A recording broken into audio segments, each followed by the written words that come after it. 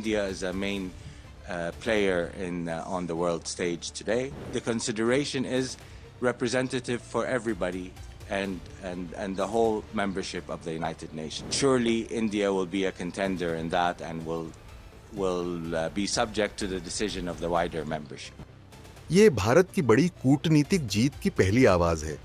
दरअसल संयुक्त राष्ट्र महासभा में सुरक्षा परिषद सुधारों को लेकर जो अहम बैठक हुई, उसमें मुस्लिम देश कुवैत ने खुलकर भारत का समर्थन कर दिया है।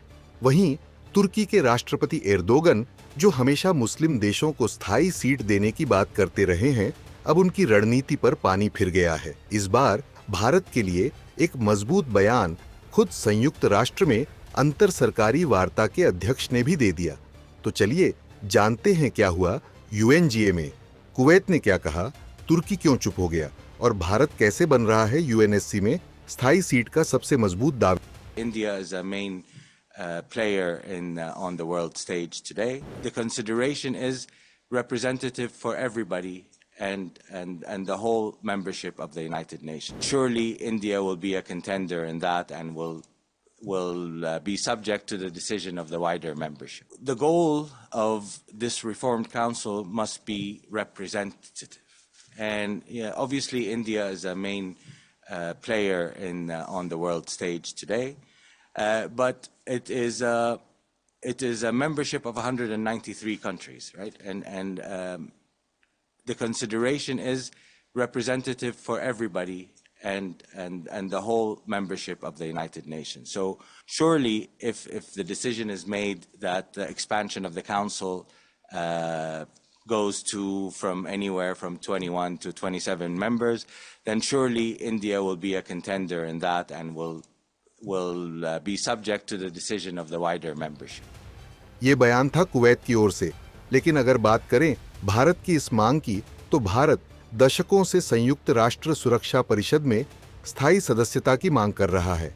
भारत के साथ ब्राजील, जर्मनी और जापान भी इसी मुहिम में है, जिसे G4 ग्रुप कहा जाता है।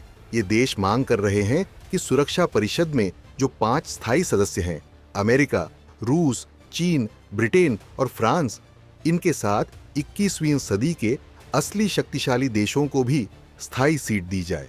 क्योंकि आज वैश्विक राजनीति का चेहरा बदल चुका है और भारत जैसी उभरती महाशक्ति को नजरअंदाज करना अब संभव नहीं है।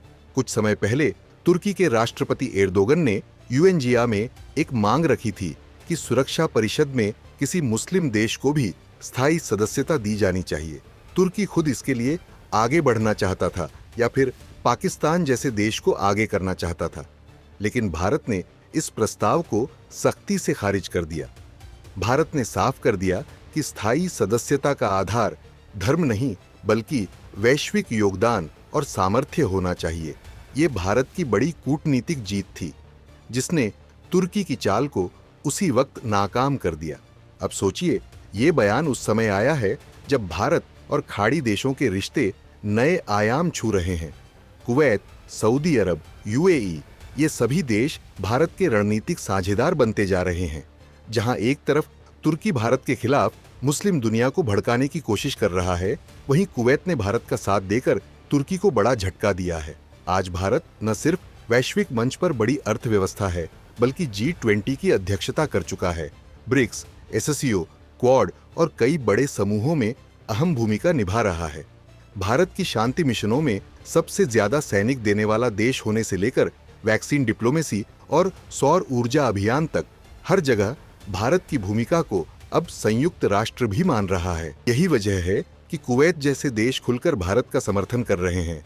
खैर, ये तो साफ है कि अब यूएनएससी में स्थायी सीट की दौड़ में भारत सबसे आगे है। जहां तुर्की अपने एजेंडे को लेकर अलग थलग पड़ता दिख रहा है, वहीं भारत के साथ कुवैत, यूएई, फ्रांस, अमेरिका, रूस जैसे देश खड़े हो रहे हैं।